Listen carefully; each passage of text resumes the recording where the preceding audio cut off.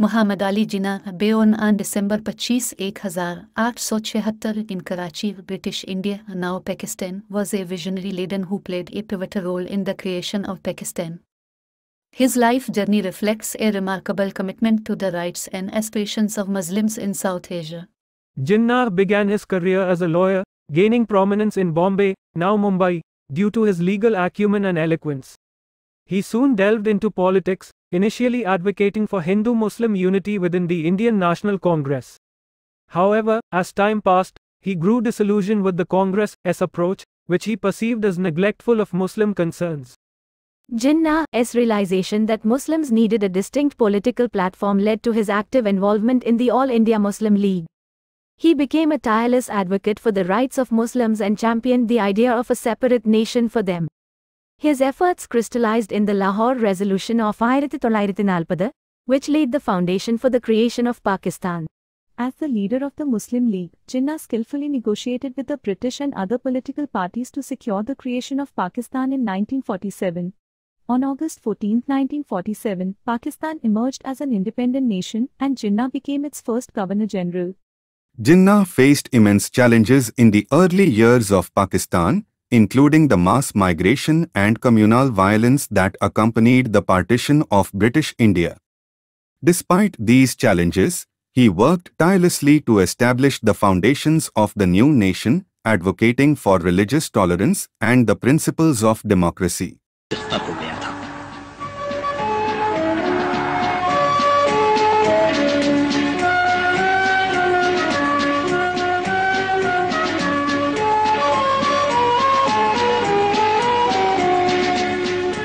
अब कारवान आज़ादी उस मंजिल पर आ पहुंचा था जहां मुफक्किर पाकिस्तान अल्लामा इकबाल के ख्वाब को ताबीर मिलने वाली थी, जहां उस इस्लामी ममलिकत के खद्दोखाल वाज़े हो रहे थे जिन्हें अल्लामा ने 1930 में मुस्लिम लीग के इजलास इलाहाबाद की सदारत करते हुए वाज़ेह किया था।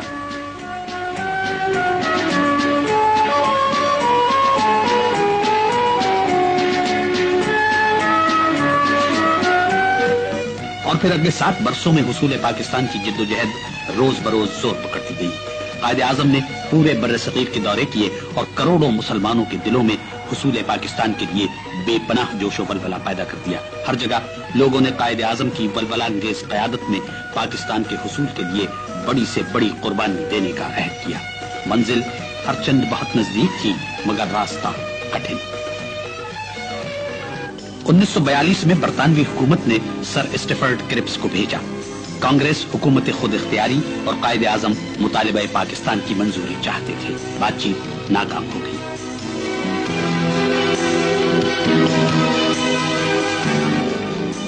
सितंबर 1944 में कायदे आजम और गांधी जी के माबैन हिंदू मुस्लिम इख्तिलाफात हल करने के लिए मुज़ाकरात हुए। 16 दिन तक जारी रहने वाली ये बातचीत किसी नतीजे पर पहुंचे बगैर खत्म हो गई।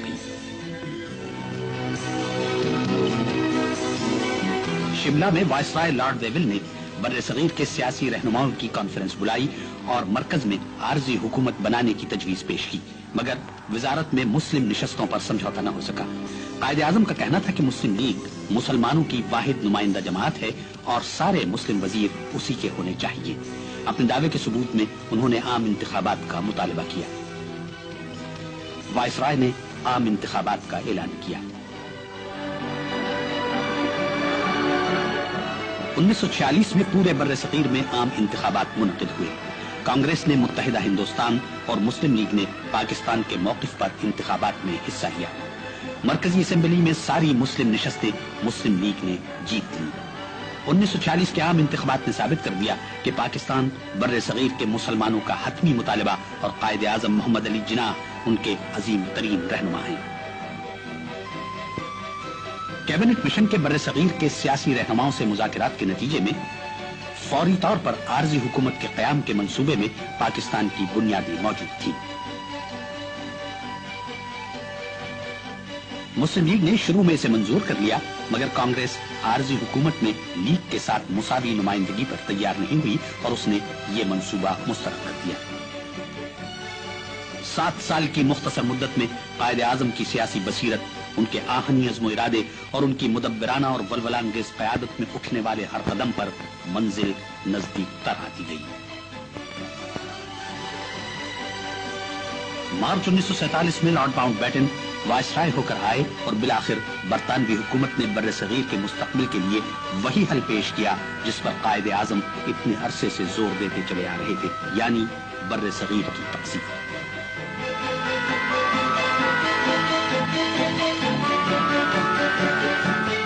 3 جون 1947 کو لارڈ ماؤنٹ بیٹن نے تقسیم کے منصوبے کا اعلان کیا تو قائد نے ریڈیو پر قوم کو یوں نوید دی: The opportunity to speak to you directly through this radio from Delhi. It is the first time, I believe, that a non-official has been afforded an opportunity to address the people through the medium of this. Quaid Azam محمد علی جناح نے ایک طویل سیاسی اور قانونی جدوجہد کے بعد بر صغیر میں مسلمانوں کی قائم ہونے والی مملکت پاکستان کی سرزمین پر 7 اگست 1947 کو قدم رکھا۔ عوام کا ایک جم غفیر اپنے محبوب قائد کا استقبال کرنے کے لیے موجود تھا۔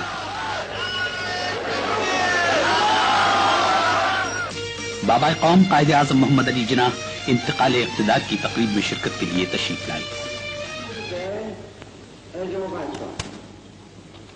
بر صغیر کے آخری وائسرائے لارڈ ماؤنٹ بیٹن نے برطانوی حکومت کی جانب سے مملکت پاکستان کا اقتدار قائد اعظم محمد علی جناح کو سونپا۔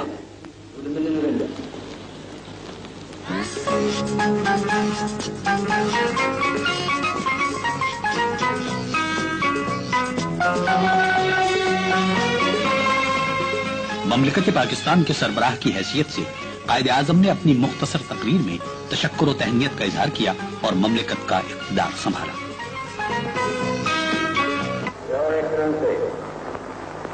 I thank His Majesty the King on behalf of the Pakistan Citizen Assembly and myself for his precious message. I also thank you and Lady Mountbatten.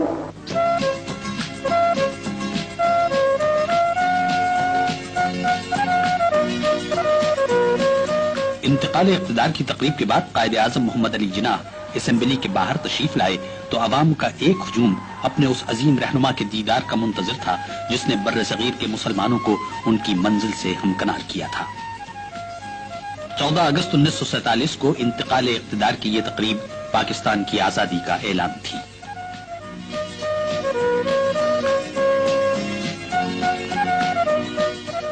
اگست 1947 کو بر صغیر میں مسلمانوں کی نئی آزاد خود مختار مملکت پاکستان کے ارکان حکومت کی حلف برداری کی تقریب منعقد ہوئی۔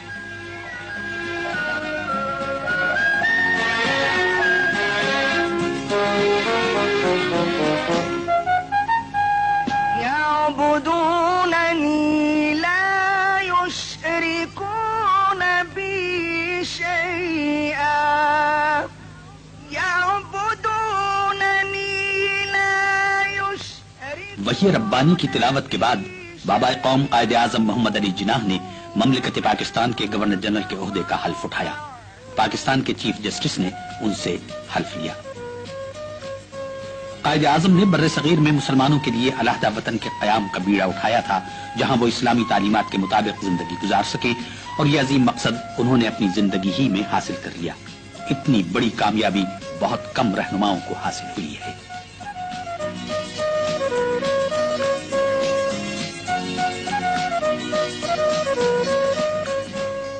لیاقت علی خان نے وزیر اعظم کا عہدہ سنبھالا۔ دوسرے وزراء میں آئی چندری گر، ملک غلام محمد، سردار عبدالرب نشتر اور غضنفر علی خان تھے۔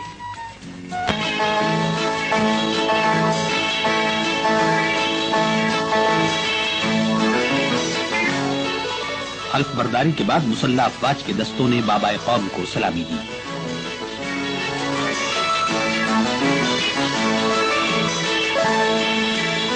اس کے بعد قائد اعظم نے گارڈ آف آنر کا معائنہ کیا۔ افواج پاکستان سے قائد اعظم کو جو توقعات تھی ان کا اظہار اس تقریر میں ہوا ہے جو کچھ عرصے بعد انہوں نے فوجیوں کے ایک جلسے میں کی تھی۔ انہوں نے کہا تھا، ہمیں یہ ثابت کرنا ہے کہ ہم نئی حاصل شدہ آزادی کے اہل ہیں۔ اب آپ کو اپنی پاک سرزمین میں اسلامی جمہوریت، اسلامی معاشرتی انصاف اور انسانی مساوات کے اصولوں کے احیاء اور فروغ کی پاسبانی کرنی ہے۔ آپ اگر ایمان، تنظیم اور بے لوث فرض شناسی کے زرین اصولوں پر کاربند رہے تو کوئی شے ایسی نہیں جسے آپ حاصل نہ کر سکیں۔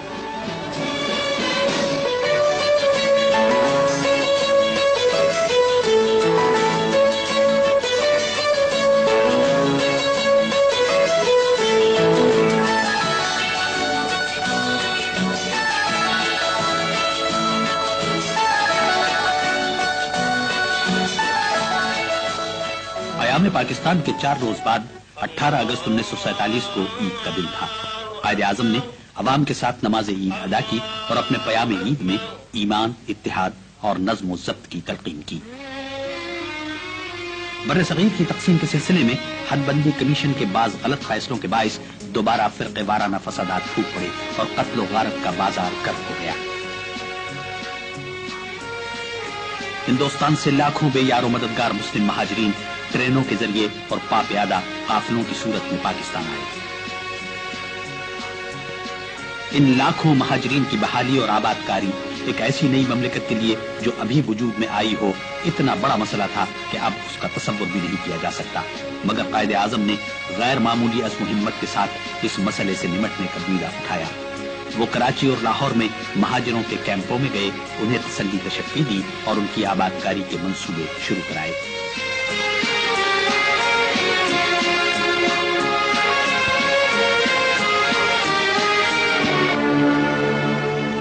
اسی اسنا میں مہاراجہ کی جانب سے الحاق کا سہارا لے کر ہندوستان نے کشمیر پر حملہ کر دیا۔ اقوام متحدہ نے جنگ بندی کرا دی۔ بے شمار کشمیری مہاجرین آزاد کشمیر اور پاکستان میں پناہ لینے پر مجبور ہو گئے۔ پاکستان کی نئی مملکت کے لیے مسائل کے پہاڑ کھڑے ہو گئے تھے۔ قائد اعظم اپنے آہنی عزم کے ساتھ ان مسائل سے نبردآزمہ ہونے کے ساتھ ساتھ معمول کے امور مملکت بھی بڑی تندہی سے انجام دے رہے تھے۔ 25 دسمبر 1947 کو قائد اعظم کی 72ویں سالگرہ شایع نشان طریقے سے منائی گئی۔ کراچی میں سالگرہ کی تقاریب کے سلسلے میں قائد اعظم پولو گراؤنڈ تشریف لائے۔ انہوں نے قومی پرچم لہرایا اور اسے سلامی دی۔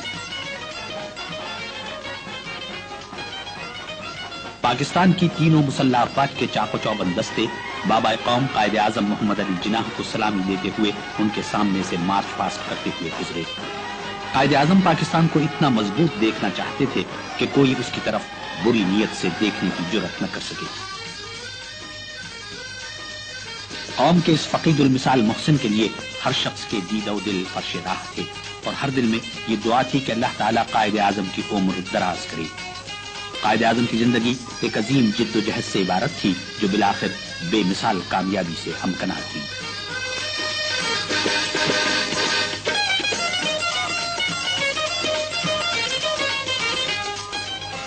قیام پاکستان کے بعد قائد اعظم صرف کراچی میں بیٹھ کر ہی مملکت کے نظم و نسق اور دیگر قومی امور کو نہیں نمٹاتے رہے، بلکہ ملک بھر میں جہاں بھی وہ ضرورت سمجھتے تھے پہنچ جاتے تھے۔ ان کی صحت اتنی محنت کا بوجھ برداشت کرنے کے قابل نہیں تھی، مگر ملک قوم کی تعمیر و ترقی کے لیے ان کا جذبہ اتنا شدید تھا کہ وہ اپنی صحت کی پرواہ کیے بغیر اپنی بساط سے کہیں زیادہ کام کرتے رہے۔ امور مملکت نمٹانے کے ساتھ ساتھ انہوں نے عوام سے اپنا رابطہ برقرار رکھا۔ پاکستان کے حصول کے بعد قائد اعظم کی جد و جہد ختم نہیں ہوئی، اب انہیں اس نئی مملکت کی تعمیر اور اسے مضبوط و مستحکم بنانے کے لیے صحیح خطوط پر رہنمائی کرنی تھی۔ وہ سرکاری اور غیر سرکاری تقریبات میں بھی شریک ہوتے اور نظم و نسق کے مسائل بھی نمٹاتے۔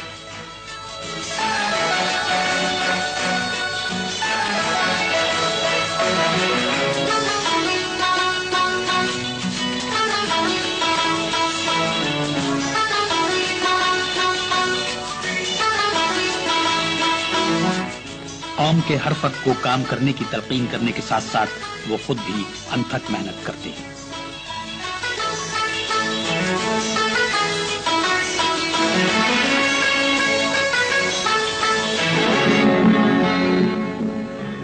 قائد اعظم کے تدبر اور انتظامی صلاحیتوں کے باعث 1 سال سے کم عرصے میں پاکستانی معیشت اس قابل ہو گئی کہ حکومت اپنا مرکزی بینک قائم کر سکے۔ 1 जुलाई 1948 को बाबा कौम कायदे आजम Mohammad Ali Jinnah state bank of Pakistan का इफ्तिताह करने तशरीफ लाए।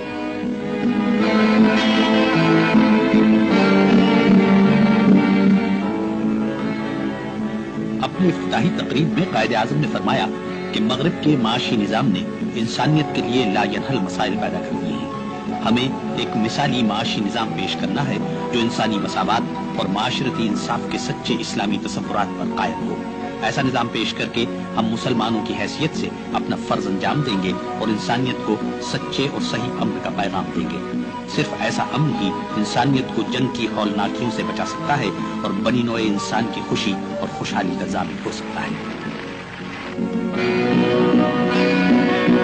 Tragically, Jinnah's health began to decline rapidly. He succumbed to tuberculosis on 11 September 1948, just a year after Pakistan's independence. His death marked the end of an era, but his legacy as Quaid-e-Azam, great leader, lives on. Jinnah's vision for Pakistan as a democratic and inclusive state continues to shape the nation's identity. Muhammad Ali Jinnah's life is a testament to his unwavering commitment to the rights of Muslims and his pivotal role in the creation of Pakistan. His legacy remains an inspiration for those who strive for justice, equality, and the peaceful coexistence of diverse communities. बानिए पाकिस्तान को फौज ने आखिरी सलामी दी।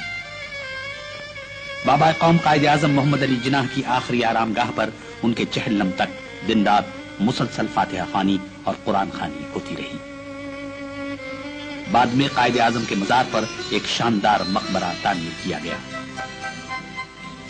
हर रोज खासतौर पर कौमी त्योहारों और कायदे आजम के यौम विलादत और यौम वफात पर यहाँ अकीदतमंदों का हुजूम रहता है, जो फातिहा खानी के साथ पाकिस्तान की तामीर और तरक्की के अज़्म की तजदीद करता है।